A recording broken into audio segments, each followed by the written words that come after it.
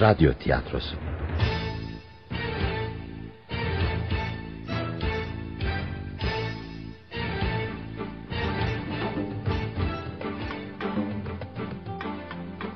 Şöminedeki Katil. Yapım yönetim Mehmet Köseoğlu. Yazan Larry Quinn. Uyarlayan Tayfun Türkili. Seslendirme yönetmeni İskender Bağcılar, Neslihan Gürgün. Kayıt Davut Genç. Montaj Halil Karabacak.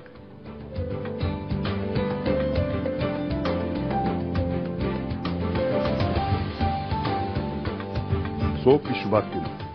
Londra şehri. Zenginliği kadar delilikleriyle de ün salmış Hatter ailesinin en yaşlı üyesi Baba York Hatter, kentin limanında ölü olarak bulundu. Ceset tanınmayacak haldeydi. Bir balıkçı gemisinin tayfaları York Hatter'ın cesetini kancalara takarak sahile çıkardılar. Sonra da otopsi için morga götürdüler. York Hatter son yolculuğuna böyle çıka dursun, güvenlik birimleri harekete geçmişti bile.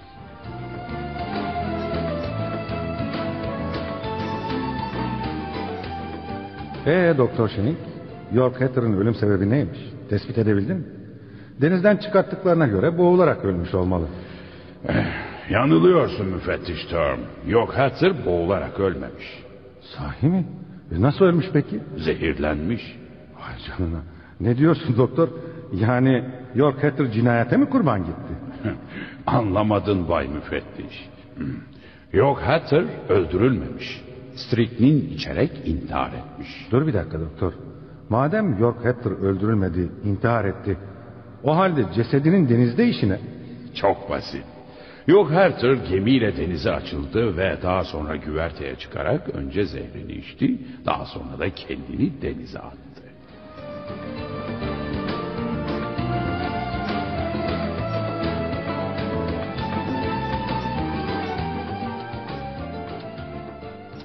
Başınız sağ olsun Bayan Emily. Ölen eşiniz York Hatter değerli bir bilim adamıydı. Ölümü hepimizi üzdü. Teşekkür ederim Bay Müfettiş. Sizce kocanızın intihar etmesi için bir sebep var mıydı? Hayır. O sürekli kendini meşgul eden biriydi. Sabahtan akşama kadar laboratuvarına kapanır, ilaçlarla deney yapardı. Ama çok zengin olan kocanız durup dururken intihar etmedi herhalde. Para her şey değildir müfettiş. Kim bilir iç aleminde ne fırtınalar kopuyordu ki canına kıydı. Evet, anlıyorum. Tekrar başsağlığı diliyorum size. Teşekkür ederim.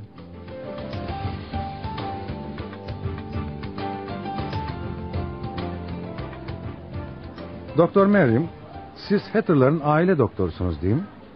Evet öyle müfettiş. York Hatter'ın intiharındaki sır perdesini aydınlatmak istiyorum. Bu konuda bize yardım edebilir misiniz? Nasıl bir yardım müfettiş? Bilmiyorum, bunu siz söyleyeceksiniz.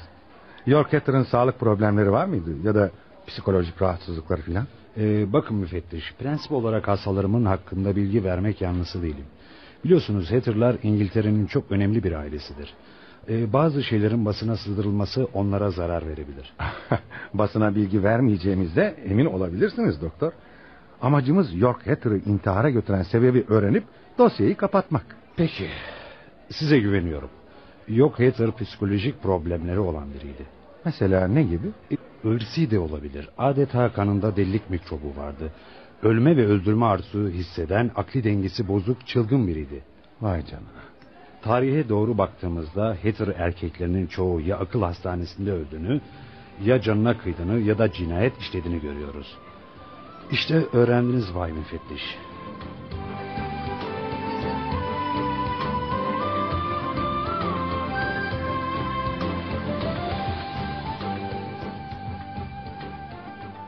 O süt sizin değil. Bırakın bardağı Jackie. Sen karışma, pis hemşireci gelmiş de.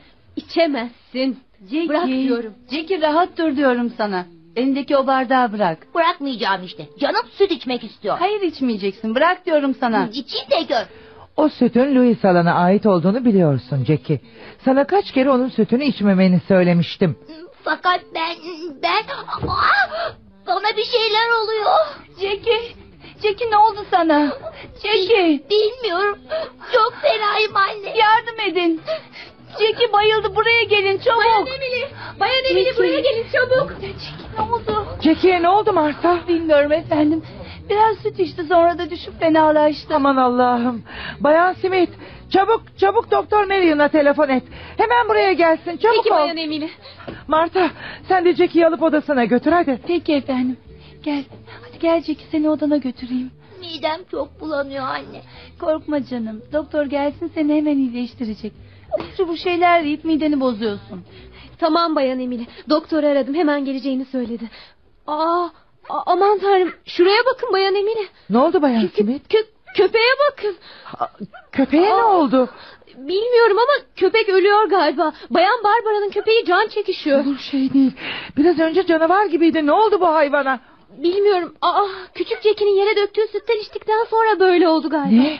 Sütten mi içti? Evet. Olamaz. Köpek öldü Bayan Emily.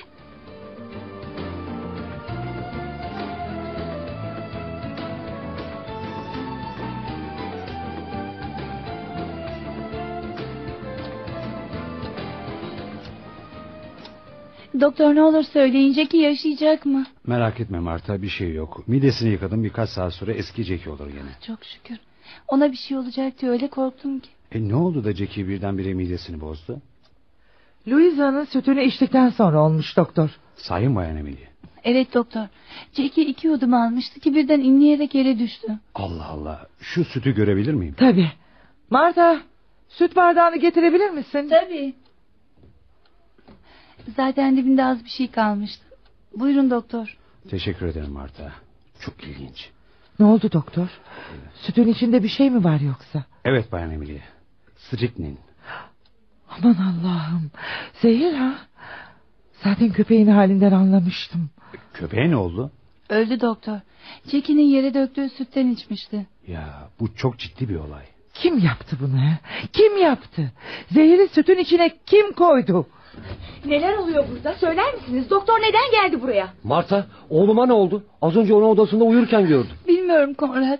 İçtiği süt dokunmuş galiba. Saçmalama Marta, süt neden dokunsun ki Jackie'ye? Biri sütün içine zehir koymuş Konrad. Evet Anne ya. ne söylediğinin farkında mısın sen? Olamaz. Zehra. Allah'tan Jackie 1-2 yudum almış. Ama olan Barbara'nın köpeğine oldu. Benim köpeğime mi? Söyleyin, ne oldu Tommy'ye? Yere dökülen sütü içince öldü Barbara. Ne? Tommy, zavallı köpeğim, zavallı miniğim. İnanılır gibi değil. İyi ama kim yapabilir böyle bir şeyi? Kim yapabilir böyle bir alçaklığı anne? Kimin yaptığı belli değil. Ama bunu mutlaka öğreneceğim. Anne lütfen sakin ol. Nasıl sakin olurum? Anlamıyor musunuz? Asıl kurban Jackie değildi, Louisa'ydı. Louisa mı? Bundan emin misiniz Bayan Emily? Elbette. O yumurtalı süt Louisa'nındı doktor. Louisa her gün aynı saatte sütünü içerdi. Bunu bu evde yaşayan herkes bilir. Söyleyin bakalım. İçinizden hanginiz zavallı Louisa'yı zehirlemek istedi? Anne, nasıl böyle konuşabiliyorsun? Kim o kör, sağır ve dilsiz kızı öldürmek isteyebilir ki? Lütfen bizleri suçlama anne. Hangimiz böyle bir alçaklığı yapabiliriz? Hanginiz mi? Hepiniz. Hepiniz ondan nefret ediyorsunuz. Fırsat bulsanız bir kaşık suda boğacaksınız o zavallı kızı. Louisa sizin üvey kardeşiniz. Bu yüzden onu sevmiyorsunuz. Bilmiyor muyum sanıyorsunuz ha? Bilmiyor muyum? Jackie'nin açgözlülüğü Louisa'nın hayatını kurtardı. Ama az kalsın Jackie ölecekti. Süte kim zehir kattı? Soruyorum, kim? Bayan Emily, rica ederim biraz sakin olun. Fikrinizi öğrenmek istersem sorarım doktor. Siz bu işe burnunuzu sokmayın lütfen. Maalesef burnumu soktum bile. Ne demek istiyorsunuz? Ortada bir cinayete teşebbüs olayı var. Bu yüzden durumu polise bildirmek zorundayım.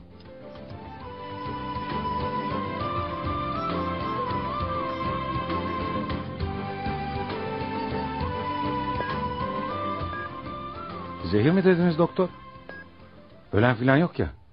Sadece bir köpek. Demek zehiri süte karıştırmışlar ha. Anlıyorum. Tabii. Bildirdiğiniz için teşekkür ederim. Biz gereken tahkikatı yaparız. İyi günler. Bu kadar tembellik yeter dedektif Bruno. Kalk bakalım. Hatter'ların malikanesine gidiyoruz. Bakıyorum o malikaneyi pek sevdiniz müfettiş. Daha geçen hafta oraya intihar eden York Hatter'ın ilgili soruşturma yapmak için gitmemiş miydik? Evet ama bu seferki başka. Ne olmuş? Cinayete teşebbüs. Ne? Cinayete teşebbüs mü? Peki kim kimi öldürmek istemiş? Kimin bu cinayete teşebbüs ettiği bilinmiyor. Ama birisi süte zehir karıştırmış. Küçük bir çocuk ölümden dönmüş. Bir köpekse ölmüş. Vay canına. Ne malikane be. Ya memleketin en zengin insanları yaşıyor orada. Dostum, delilik parayla değil ki. Hı.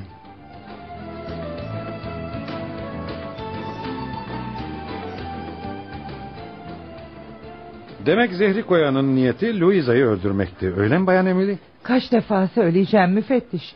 Jackie o sütü yanlışlıkla içmiş. İçmemiş olsaydı Louisa içecek ve o ölecekti. Bu malikanede kaç kişi yaşıyorsunuz Bayan Emily? Ben dahil 8 kişi dedektif. İsimlerini rica edebilir miyim? Bu çok mu gerekli? Eğer katil dışarıdan biri ise gerekli değil tabii. Saçmalamayın. Sokaktaki adam mı malikaneye girecek de sütün içine zehir karıştıracak? Belli ki bunu yapan içimizden biri. O halde evdekilerin isimlerini rica edeyim. Büyük oğlum Konrad, karısı Marta ve 8 yaşındaki oğlu Jackie. Jackie. Evet. Diğerleri? Kızım Barbara ve ilk kocamdan olan kızım Louisa. Louisa. Evet, hizmetçi başka? Mildred 20 yıldır yanımda çalışır. Bir de hemşire bayan Smith. Hemşirenin işi ne? Louisa'ya bakıyor. Louisa hem kör hem sağır hem de dilsizdir. Yazık. 3 duyudan da yoksunmuş. Peki böyle bir kızı kim öldürmek isteyebilir ki? Hizmetçi, hemşire ve ben hariç herkes isteyebilir. Çünkü mirastan hissedar olduğu için hepsi de nefret ediyor o zavallı kızdan. Peki esrarengiz katil süte koyduğu zehri nereden buldu dersiniz Bayan Emily? Öyle ya, zehir bu. Her yerde satılmaz. Ölen kocam York Hatter'ın laboratuvarından almış olabilir. Biliyorsunuz York Hatter bilim adamıydı. Laboratuvarında zehir bulundururdu. O halde şu laboratuvarı yakından bir inceleyelim. Hı.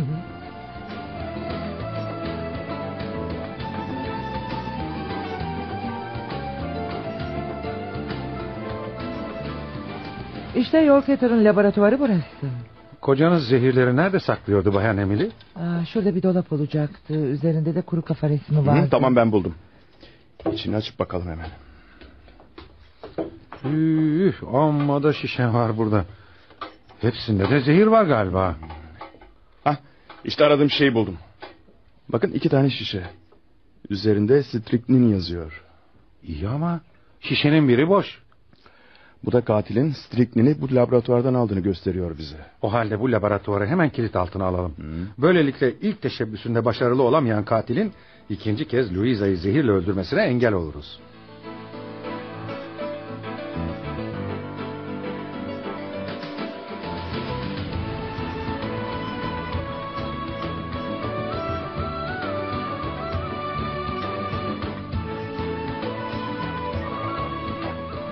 Hiçbir şey anlamadım bu işten. Şu ana kadar tek tespitimiz katilin zehri nereden bulduğu. Malikanedekilerin hepsini sorguya çektik ama sütün içine zehri koyanın kim olduğunu öğrenemedik. Bunu öğrenmek kolay değil. Bunu öğrenmek için Herkül Poirot olmak gerek. O da kim ki? Şu Agatha Christie'nin romanlarındaki pos bıyıklı ufak tefek polis hafiyesi. Hani her türlü karışık cinayet çözen dedektif. Saçmalama. Bu esrarengiz olayı çözmek için roman kahramanına gerek yok. Bu işi ikimiz çözeceğiz. Aslında şüpheliler elimizde. Sadece içlerinden birisini tutuklayacağız. Kimi mesela? Bayan Emily Hatter'ı listeden sil. Evin reisi o. Louisa'ya ne kadar düşkün olduğu ortada. Hizmetçi Mildred'ı da sil. Evin emektarı çünkü. Küçük Jackie'yi de geç. 8 yaşında bir çocuk zehirden filan anlamaz. Şu kör, sağır, dilsiz kızın bakıcısı hemşire Smith'i de şüpheliler listesinden çıkarabiliriz. Geriye kala kala Emily Hatter'ın çocukları ve gelini kaldı. Bence Konrad Hatter'ın karısı Bayan Marta'yı da şüpheliler listesinden çıkarabiliriz müfettiş. Neden? O kadın zavallının teki. Sorgu sırasında 2 kelimeyi bir araya getiremedi. Bu duruma göre katil adayı olarak geriye 3 kişi kaldı Bruno. Konrad Hatter ve kız kardeşi Barbara Hatter. Sence süte zehiri koyan bu 2 kişiden biri mi? Öyle gözüküyor müfettiş. Tabii dışarıdan biri yapmadıysa. Ya ama o zavallı kör, sağır, dilsiz Louisa'yı kim ve hangi sebeple öldürmek isteyebilir ki? Bu işte kimin menfaati olabilir ki?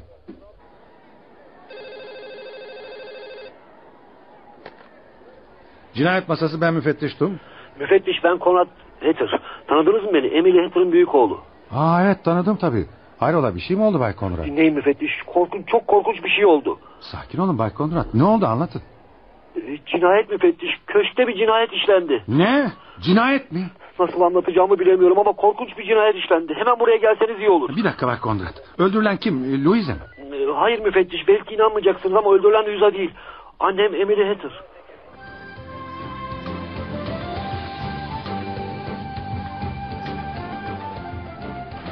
Hala annemin öldürülmesine inanamıyorum müfettiş. Böyle bir alçaklığı kim yapabilir? Düşündükçe aklım almıyor. Zavallı annem. Sert bir insandı ama böyle bir ölümü asla hak etmedi. Merak etmeyin. Katil kim olursa olsun onu mutlaka bulup adaletin önüne çıkartacağız. Bay Konrad, annenizin cesedi nerede? Louisa'nın odasında. Cesedi kim buldu? Louisa'nın bakıcısı Bayan Smith. O yan odada kalıyor. Sabah 6 sularında Louisa'ya bakmak için odaya girdiğimde annemi ölü olarak bulmuş. Ha, yani anneniz öldürüldüğünde Louisa yanında mıydı? Evet, annem hep Louisa ile yatardı. Ha, peki Louisa ne yapıyormuş o sırada? Yerde baygın bir vaziyette yatıyormuş. Alnında kocaman bir şiş varmış. Doktor Miriam'a göre kız yere düştüğü zaman alnını çarpmış. Annemin öldüğünden haberi var mıydı bilmiyorum. Peki, teşekkür ederiz Bay Konrad. Dedektif, gel biz cinayetin işlendiği odaya gidelim.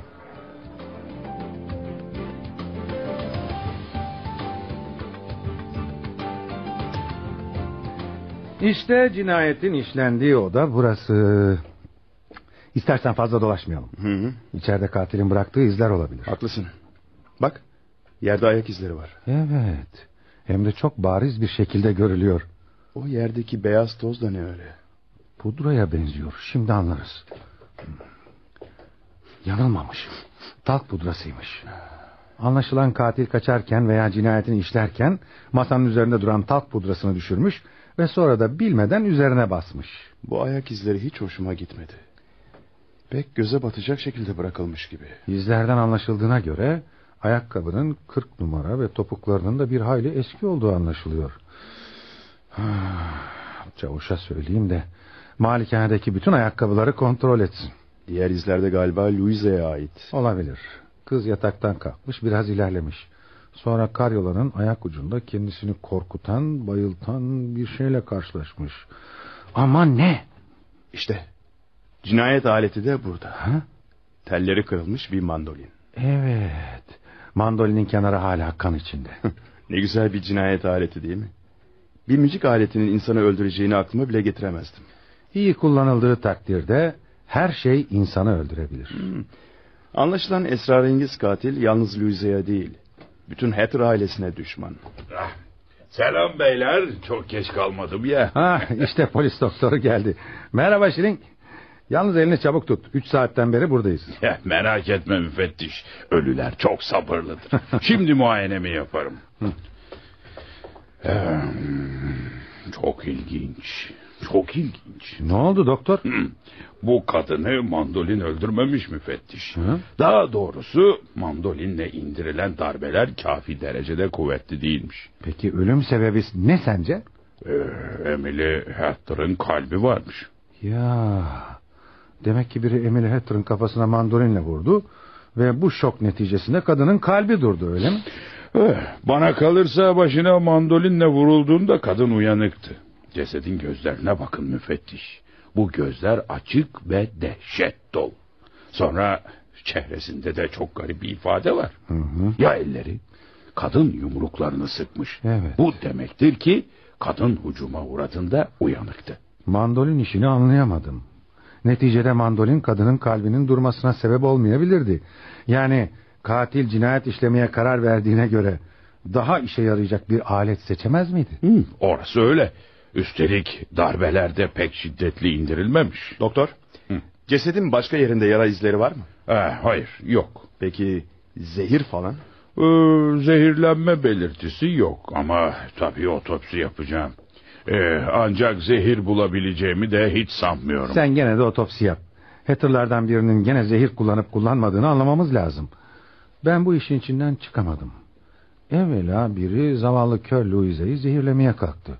Ondan sonra da annesini öldürdü. Şuraya bakın. Yatağın altında ne buldum? Ne buldun dedektif? Bir enjektör. İçinde de tortu var. Doktor, bakar mısınız şuna? Tabii bakayım.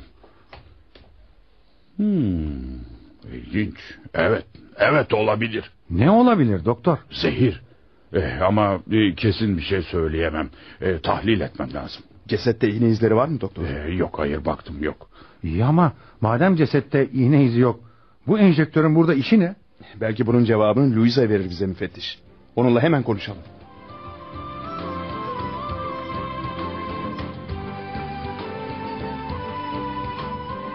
Hadi Louisa, bu üzümlerden yemen lazım güzelim.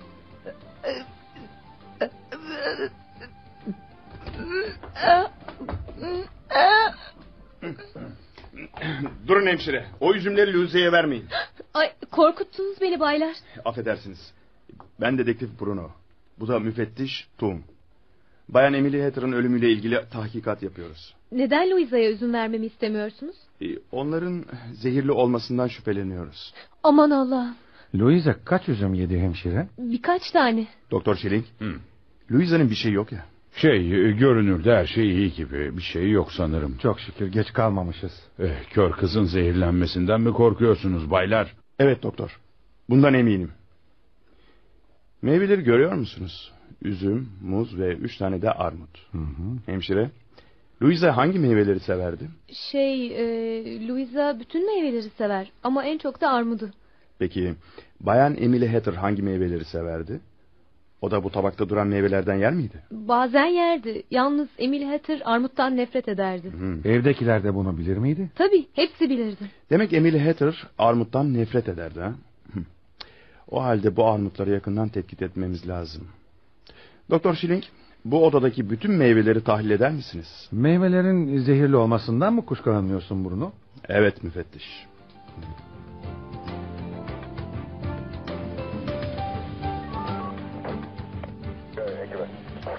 Nereye varmak istediğini anlayamadım dedektif.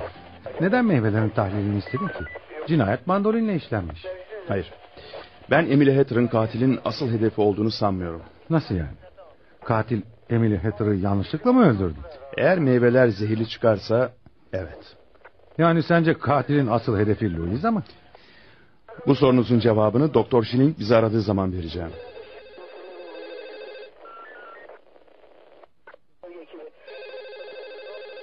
Cinayet masası müfettiş Tom. Sen misin doktor? Evet. Ne? Sahi mi? Peki dostum, teşekkür ederim. Arayan Doktor Schilling'di. Tahlil ettiği meyvelerden sadece bir armudun içinde striknin zehiri bulmuş. Bunu tahmin etmiştim. Katilin asıl öldürmek istediği Louisa'ymış.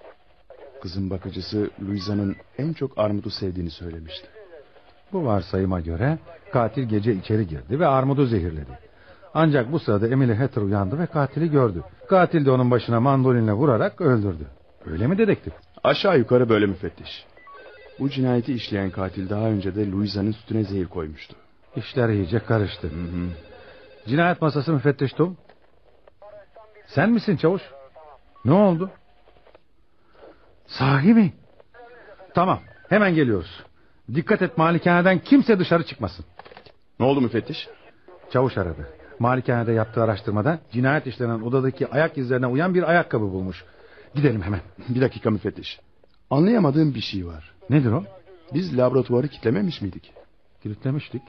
Kapısına mühür vurmuştuk. Madem öyle, katil armudun içine koyduğu stritnini nereden buldun peki? Öyle ya. Bu hiç aklıma gelmemişti. Malikaneye gidince önce laboratuvarı kontrol edelim. Sakın kilidini kırıp içeriye girmesinler.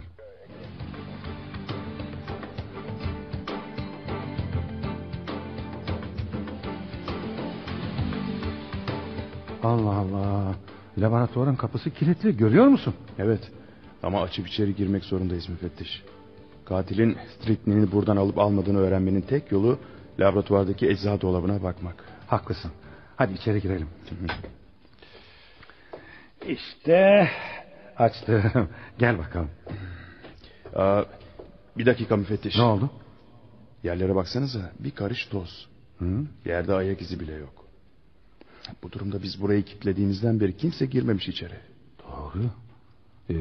İyi ama armudu zehirlemek için kullandığı striknini başka nereden buldu dersin? Şimdi anlarız. Bak, Bu dolapta bir tane striknin şişesi olacaktı. Dolu şişe duruyor mu? Ne yazık ki hayır. Striknin buradan alınmış. İyi ama nasıl olur? Kapı kilitliydi. İçeride ayak izi de olmadığına göre katil laboratuvara nereden girdi? Sanırım ben nereden girdiğini anladım müfettiş. Sahi mi, nereden? Bacadan. Ne?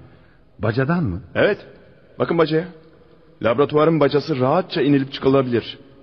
Öyle yapılmış. Vay canına. Doğru. Bacanın içinde çatıya çıkan demir basamaklar bile var. Hemen bacanın yanına bir gözcü koyduracağım. Evet. Şimdi de yukarı çıkıp malikanedekileri sorguya çekelim.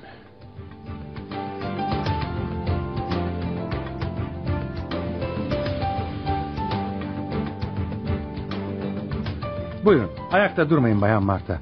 Siz de öyle Bay Kondrat. Buyurun. ederim. Dün gece neredeydiniz Bay Kondrat? Ne demek istiyorsunuz müfettiş? Yani benden mi şüpheleniyorsunuz? Bay Kondrat, katil bulununcaya kadar herkesten şüphelenmek bizim görevimiz. Delirmişsiniz siz. Öldürülen bizim annemizdi. Benim onu öldürdüğümden nasıl şüphelenirsiniz? Hayatım lütfen sakin ol. Tamam. Kütüphanedeydim. Peki kütüphaneden çıktıktan sonra ne yaptınız? Ne mi yaptım? Odama çıktım. Karım uyuyordu, ben de yattım. İçkiliydim, hemen sızmışım. Hiçbir şey de duymadım. Söyler misiniz? Louisa'yı neden birkaç kere öldürmeye kalktılar? Birkaç kere mi? Ne demek istiyorsunuz? Evet, birkaç kere. Anneniz dün gece yanlışlıkla öldürüldü. Asıl kurban Louisa'ydı Bay Kondrat. Aman Allah'ım, demek ki... Yani katilin asıl hedefi Louisa mıydı? İnanamıyorum buna. Bu sabah cinayet işlenen odaya girdiğiniz zaman yerdeki ayak izlerini gördünüz. Değil mi Bay Kondrat? Bilmiyorum. Galiba biraz heyecanlıydım. Pek dikkat etmedim. Demek ki fazla heyecanlıydınız. Kızdırıyorsunuz beni müfettiş. O izler katilin ayakkabısına aitti Bay Kondrat. Bundan bana ne dedektif? Şimdi anlarsınız. Çavuş! Dolaptaki ayakkabıları çıkart da Bay Kondrat'a göster. Baş üstüne müfettiş.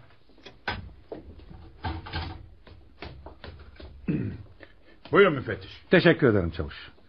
Bay Kondrat, elimdeki şu ayakkabıları daha evvelce görmüş müydünüz? Evet, bunlar benim eski ayakkabılarım.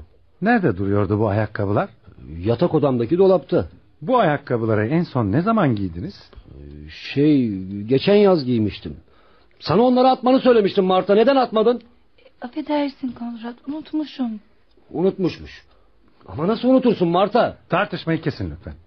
Size bunları neden gösteriyorum biliyor musunuz Bay Kondrat? Çünkü bu ayakkabılar Louisa'nın odasındaki ayak izlerine tamamen uyuyor da ondan. Bana bakın. Ben bu ayakkabıları 1 yıldır giymiyorum. Hem ayakkabılar benim olsa bile bu benim annemi öldürdüğümü ispatlamaz ki. Belki. Ama sizi de cinayetin 1 numaralı sanığı yapar Bay Kondrat. Ne yani? Şimdi siz beni cinayetle mi suçluyorsunuz? Şimdilik kimseyi suçlamıyoruz. Bu iş aydınlanıncaya kadar şehirden çıkmanızı yasaklıyorum Bay Kondrat.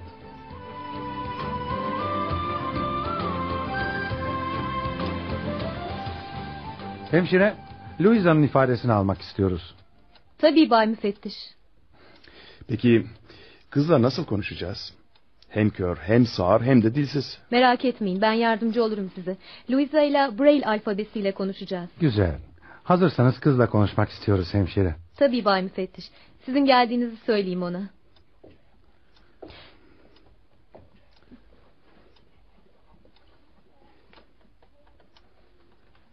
Louisa, hayatım, polisler seninle konuşmak istiyor.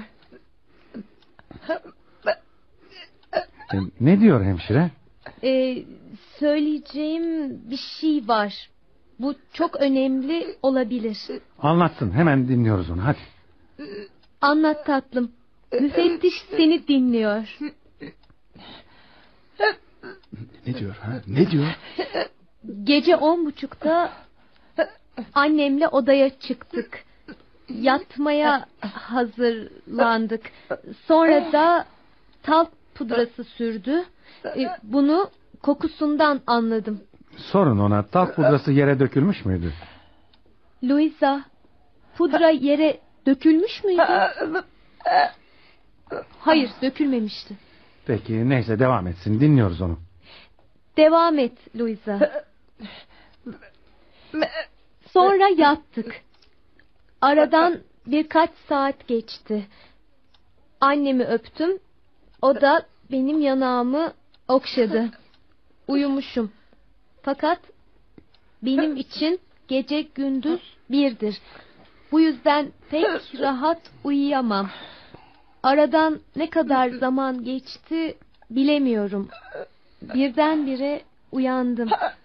Bana odada başka birileri daha varmış gibi geldi. Hem bu biri yatağımın kenarındaydı. O zaman bağırmak istedim. Bağırmak. Zavallı kız hala o anın heyecanını yaşıyor. Louisa bir şeyler söylemek istiyor. Odada bir şey vardı. Ama ne olduğunu anlayamadım. Annem olamazdı bu. Hislerim bana odada tehlike olduğunu söylüyordu. Yataktan kalkıp kaçmaya karar verdim. Bir iki adım attım. Kolumu uzattıktan sonra parmaklarım bir şeye süründü. Bir yüzdü bu. Bir insan yüzü. Bir yüz mü? Bu güzel işte. Hemşire, sizden bir ricam olacak. Louisa'ya söyleyin, o gece yataktan kalktığı zamanki hareketleri tekrarlayabilir mi acaba? Peki efendim. Louisa, hayatım, o gece yataktan kalkarken nasıl hareket ettin? Tekrarlar mısın?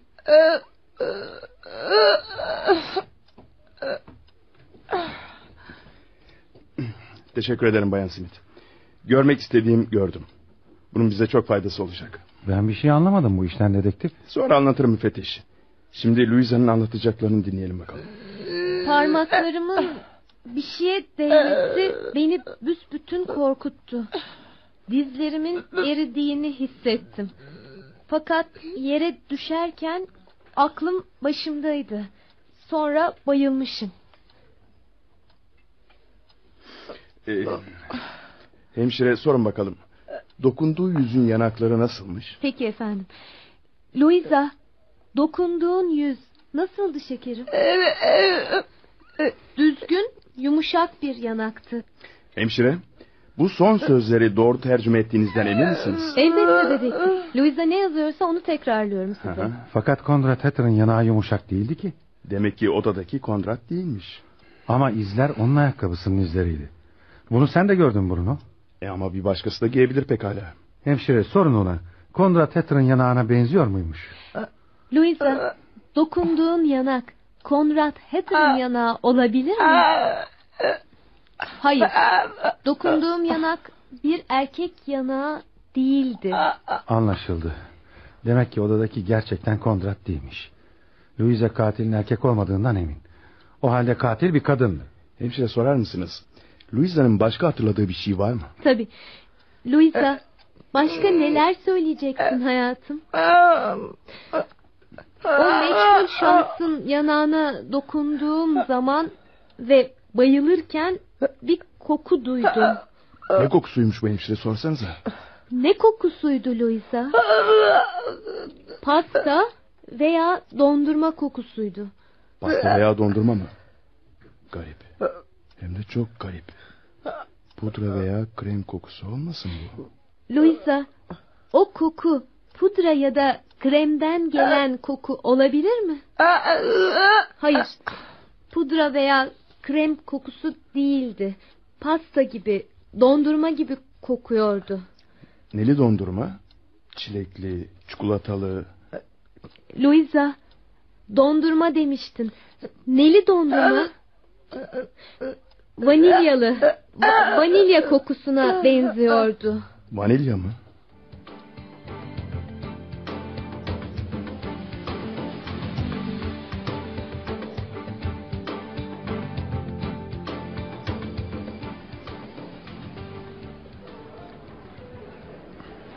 Siz benimle cinayet masasına gelmiyor musunuz müfettiş? Hayır dedektif, siz gidin. Ben katili yakalayıncaya kadar malikanede kalacağım. Ev halkı bana bir oda verdi. Bunun ne faydası olacak? Bak dostum, katil Louisa'yı öldürmeyi kafasına koymuş. O zavallı kız kör, sağır ve dilsiz. Hı. Kendisi müdafadan aciz. Anladım. Ev halkının onu sevmediği de ortada. Hı. Onu yakın korumaya alacaksınız yani. Evet. Sen ne yapacaksın? Ben de adli tıpa gidip vanilya kokan ilaçları araştıracağım. Vanilya mı? Bunun katili yakalamamıza ne faydası olacak ki? Bilmiyorum müfettiş. Ama Louisa'yı duydunuz. Katilin vanilya koktuğunu söylemişti.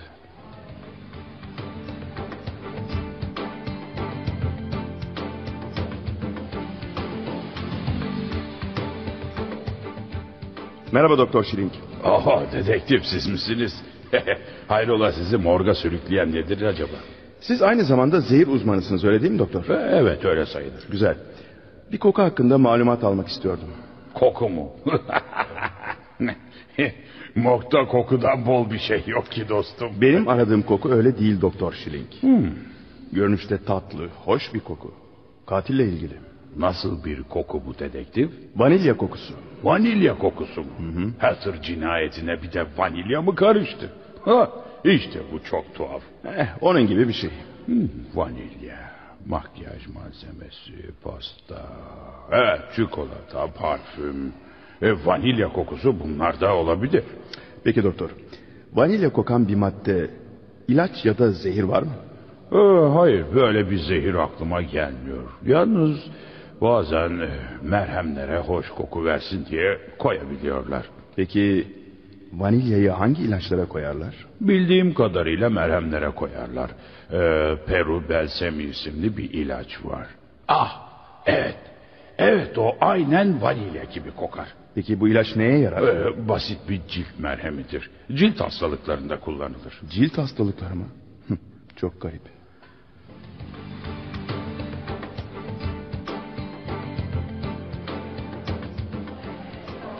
Buyurun dedektif. Doktor Meryem, sizi rahatsız ettim.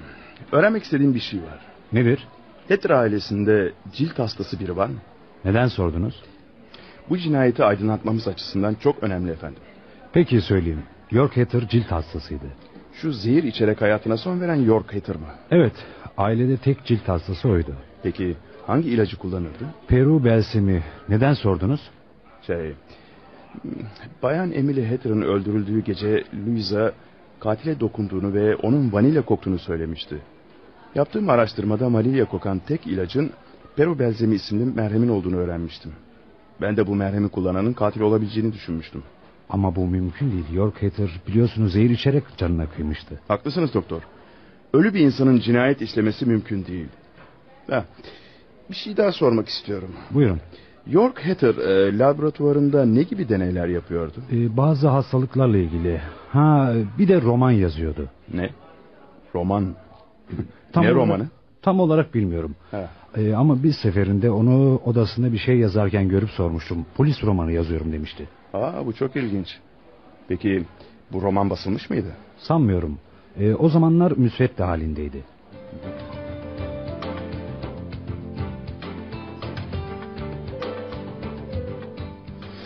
Çavuş, laboratuvarın kapısını açar mısın? Tabii efendim. Buyurun ki. Ne arayacaksınız laboratuvarda? Bir roman. Cinayetin esrarı bu laboratuvarda yatıyor. Şu York Hatter'ın yazdığı polis romanının müsveddelerini bulursam belki bu olayı çözebilirim.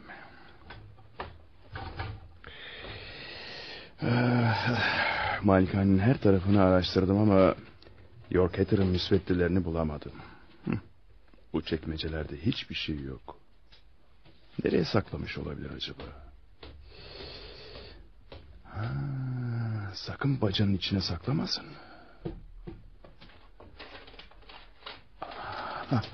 Bu da ne böyle?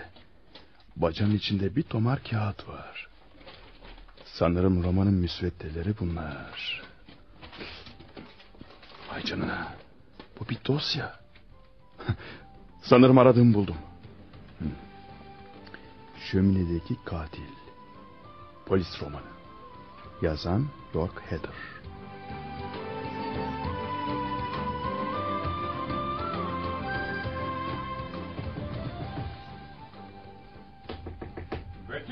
Müfettiş çabuk uyanın, yangın var. Ne oluyor? Kim yanıyor? Neresi yanıyor? Ne oluyor çavuş? Neresi yanıyor? Ne oluyor? Yangın mı? Neresi yanıyor çavuş? Efendim, yok Hatter'ın laboratuvarı efendim. Kapının altından sarı sarı dumanlar çıkıyor efendim. Aman Allah'ım. Çabuk herkes dışarı çıksın. Kimse bir şey almak için oyalanmasın. Laboratuvar her an için patlayabilir. Git malikane halkını uyar çavuş. Merak etmeyin efendim. Ev halkı bahçeye çıktı efendim. İtfaiyeye, ambulansa haber verdiniz mi? Verdik efendim. Birazdan burada olurlar efendim. Müfettiş. Evet, bu da kim? Barbara Hatter'mış. Müfettiş, Louisa ile hemşire bahçede yoklar. Acaba hala yukarıdalar mı? Ne diyorsunuz Bayan Barbara? Hay Allah çavuş, çabuk benimle gel. Bayan Barbara, siz de bahçeye çıkın hemen. Peki, ne olur kurtarın o zavallı kızı. Yürü çabuk. İşte Louisa'nın odası burası. Aç çabuk çavuş. Peki efendim. Aç. Vay canına. Hemşire bayılmış. Çavuş sen Louisa'yı dışarı çıkar. Ben de baygın yatan hemşireyi dışarıya taşıyayım. Çabuk ol yoksa havaya uçacağız. Baş üstüne efendim. İtfaiye geliyor. Birazdan yangını söndürürler.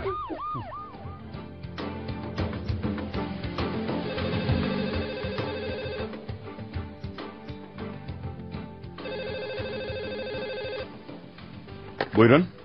Dedektif Bruno sen misin? Ben müfettiş Tom. Benim müfettiş. Hayrola bir şey mi oldu? Evet dedektif. Korkunç bir şey oldu. York Hatter'ın laboratuvarında yangın çıktı. İyi ama laboratuvarın kapısının önünde çavuş nöbet tutacaktı. O bir şey görmemiş mi? Görmemiş. Zaten seni aramamız nedeni de bu. Laboratuvarın üzerindeki bacanın yanına da bir gözcü koymuştum. Kendisi bacadan kimsenin girmediğine yemin ediyor. Demek içeri kimse girmedi. Ama laboratuvar yandı öyle mi? Evet dedektif. Buraya gelsen iyi olacak.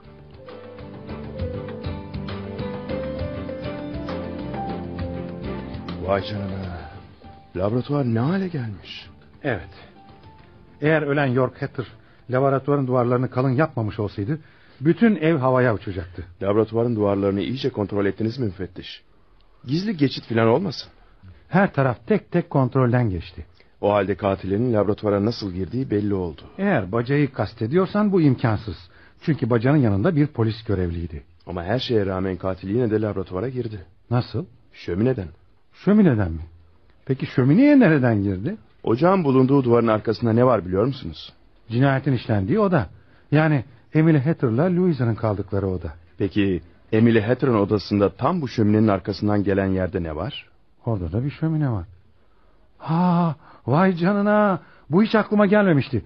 Yani katil Louisa'nın odasındaki şömineden buradaki şömineye girdi öyle mi? Evet. İsterseniz ocağın içine bir bakın. Bakayım. Evet çok haklısın. Her iki ocakta birbirine bağlı. Aralarında da ince bir duvar var. Duvarın yüksekliği de çok 1,5 metre.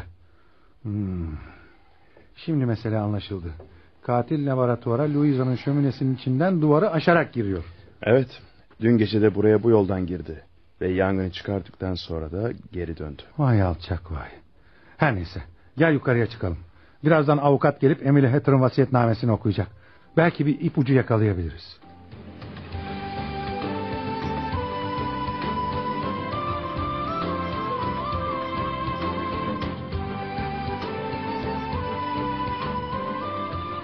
Müteveffa Emily Hatter'ın çocuklarına bıraktığı miras taksimine ne diyorsun? Bence biraz haksızlık etmiş.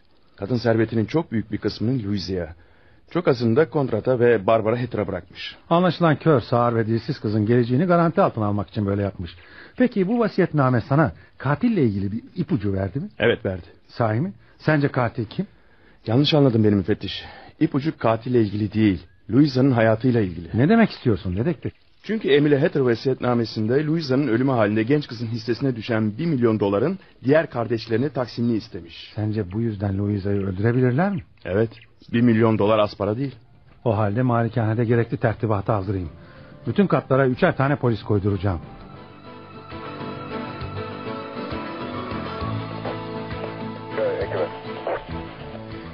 Evet müfettiş, işler nasıl gidiyor?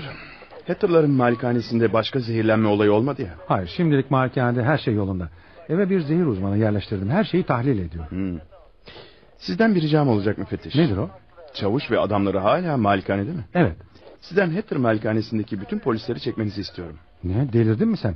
Bu takdirde katil meydanı boş bulacak. Zaten benim istediğim de bu. Fakat evde birinin bulunup evdekileri koruması lazım.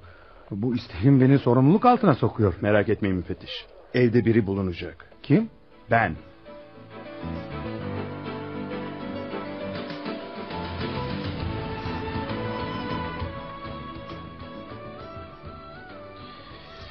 Vakit gece yarısı buldu. Tahminim doğru çıkarsa katil bu gece buraya gelecek ve Louisa'yı öldürmeye kalkacak. İşte katil odaya girdi.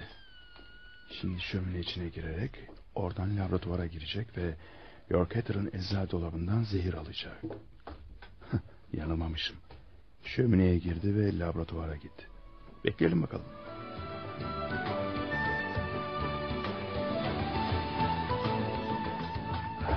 İşte katil ocaktan çıkıyor.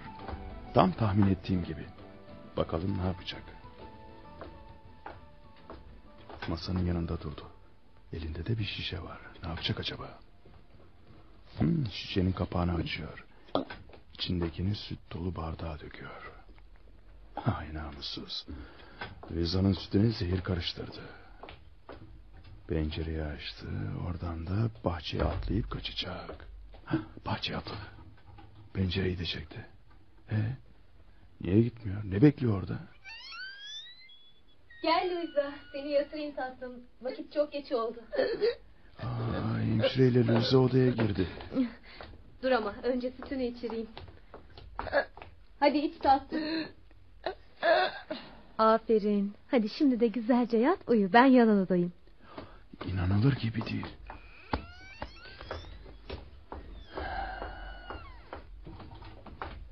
İnanılır gibi değil. Katil pencereden Louisa'nın sütü içişini seyretti.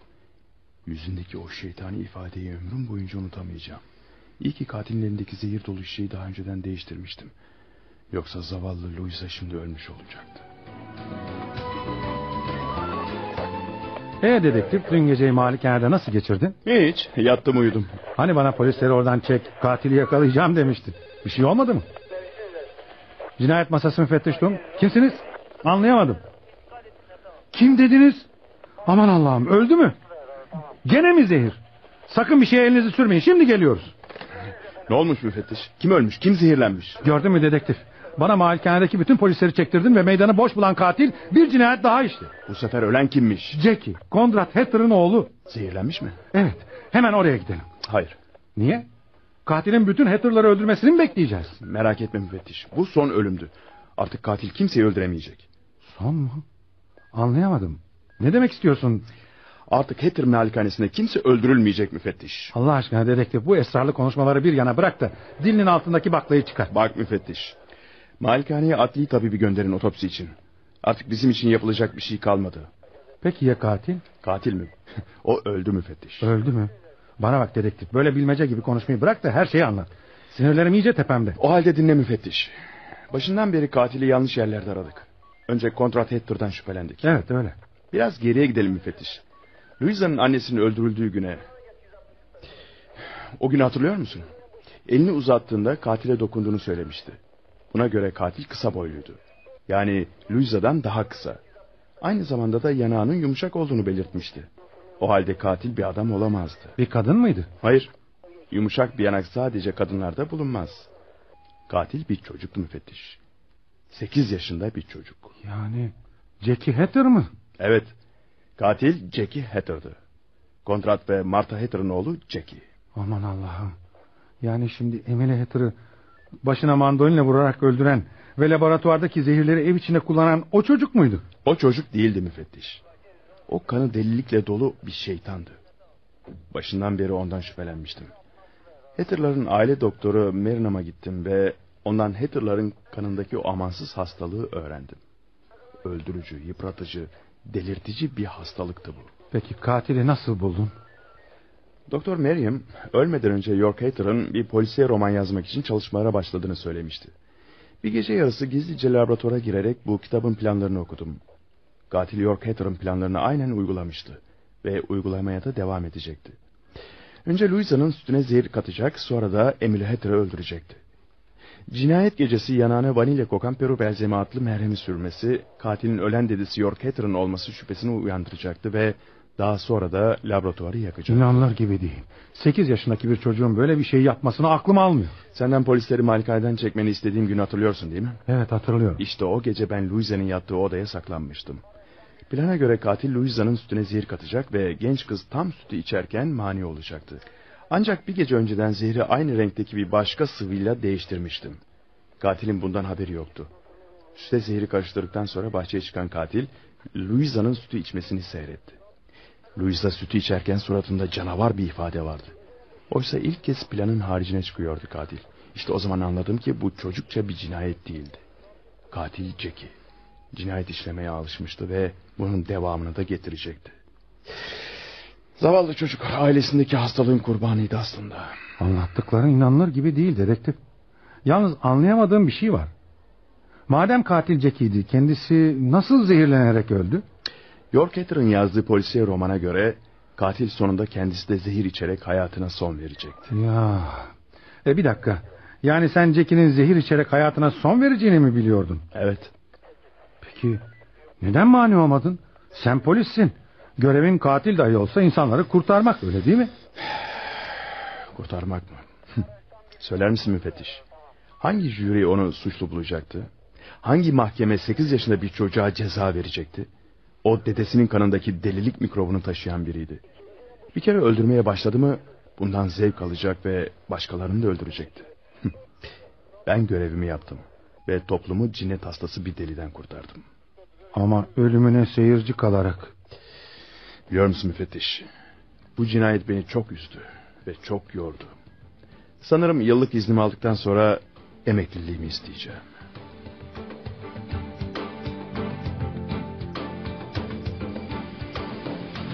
Şöminedeki Katil adlı oyunumuzu dinlediniz. Bir başka oyunda buluşmak üzere, hoşça kalın.